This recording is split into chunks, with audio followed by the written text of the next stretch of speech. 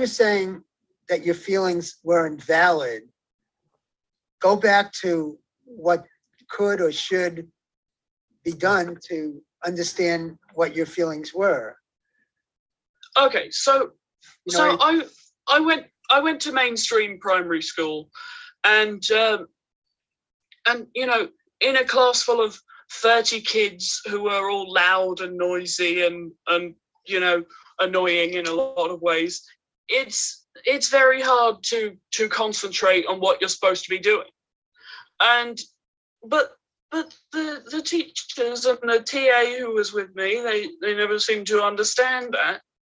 And there was very much this attitude of, oh, well, everyone else is getting on with it, so why can't you? And it's like, because I struggle with it. I just do. And yeah, and like I say, I would get overwhelmed. I would melt down. I would say, I cannot do this. I can't do it. You know, and you know, they'd put a maths worksheet in front of me and say, here, do this. It's like, I can't do it. I can't do it. And they try and make me do it, like, oh, just do it, get it over with. And it's like, it's not that I'm being lazy or objectionable. It's not that I don't want to do it. It's that I just didn't feel able to do it.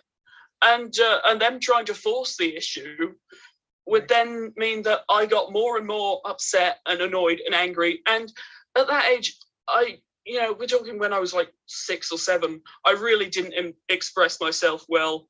And I'd just be like, no, piss off, I can't do it.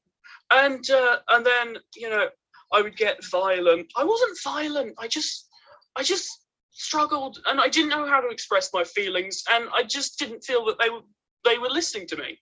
But yeah, I would start, you know, throwing things. I you know, flip tables over, and then the teachers would, you know, try and, you know, drag me back to my seat, and it's like, no, I'm not going. And yeah, and all these things, and then I would lash out at them, and as I say, I'd get violent in inverted commas, and then they'd like physically restrain me, and that was, yeah, without question, that was the worst time of my life when I was in primary school. wow. And we could have a whole discussion. I could just stop here and we could just talk about that video. So many layers to that. I mean, one is that if you hear her voice and then you have a 6 or 7-year-old in your class who's sort of reminding you of Steph, then you might act in a different way than insisting on her doing something. It might be something simple like, oh, what do you feel like doing?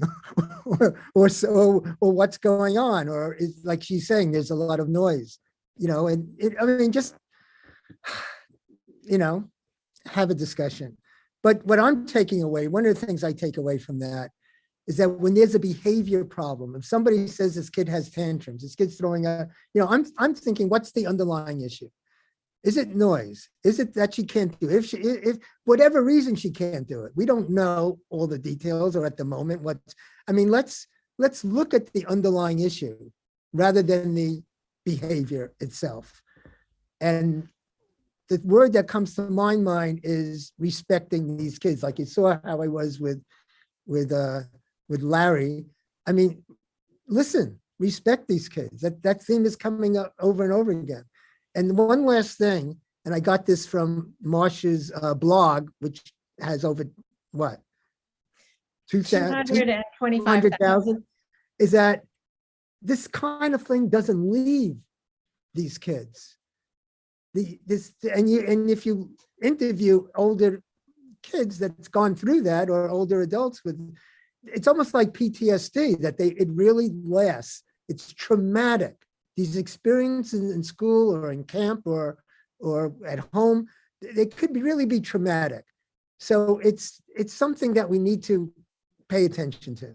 What I'd like to, add on to that is that Steph was self-advocating. Remember at the beginning, she said that she's in a big class and it's noisy and they're annoying. Maybe they're bumping her, or maybe they're just, they're doing stuff that's distracting. But she was making it clear at the beginning that there are reasons why it's very hard to concentrate in that room. And on this particular day, maybe she had had a difficult day, or maybe she was tired or whatever. She just couldn't do it in that kind of environment. And the fact that nobody paid attention to the advocacy part of it led to all of the rest of it. And I think one reason why we see Steph today so moved and so, you feel her, is that this happened to her not once.